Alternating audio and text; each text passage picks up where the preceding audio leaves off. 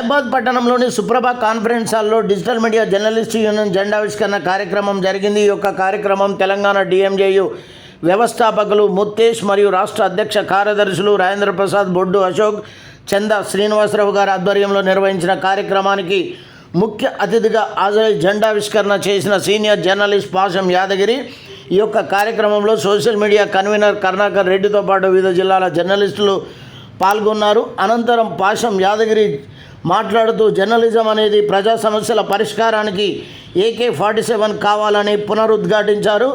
మనకు ఆయుధం సెల్ ఫోనేనంటూ ప్రజా సమస్యల పరిష్కారానికి డిఎంజేయు కృషి చేసినప్పుడే ప్రభుత్వం మన దగ్గరకు దిగి వస్తుందని పేర్కొంటూ మీకు ఎలాంటి సహాయ సహకారాలు కావాలన్నా నేను అందిస్తానని అన్నారు. ఇప్పుడు ఇది social media common man press. Sri Sri ఏం చెప్పిండు, పెట్టుబడికి కట్టుకథకు IAS officers they are English parenting jokers. It's not press club of India, it is boozers club of India.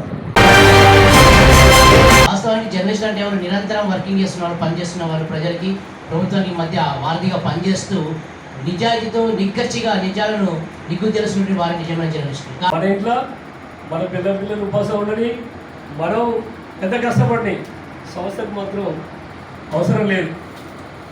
ఇలాంటి జర్నలిస్టులు చాలామంది కష్టపడి ఆత్మహత్య చేసుకున్నది ఈరోజు వరంగల్లో.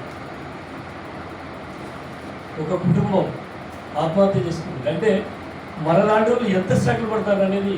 అడ్వైజరీ బోర్డులో అన్న లాంటి వాళ్ళను, మాడలు శ్రీధర్ లాంటి వాళ్ళను, పెద్ద పెద్ద వాళ్ళను ఆ బోర్డుకు సలహాదారుగా ఉంచుకోండి.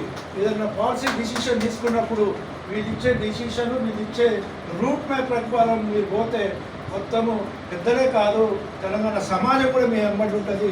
రోస్టింగ్, మందు, ఫీస్టింగ్, విందు, ఫీటింగ్, సంబరం, వినోదం, మందు, విందు, వినోదాలు ఉద్యోగం. ప్రెస్ క్లబ్ ఆఫ్ ఇండియాను ఓపెన్ చేస్తే ప్రెస్ క్లబ్ పార్లమెంట్ ముందే it's not press club of India, it is boozers club of India. భారతదేశ తాగుబోతుల క్లబ్ అని, తాగుబోతులే బూజర్స్ అని జరుగుతున్నది అదే.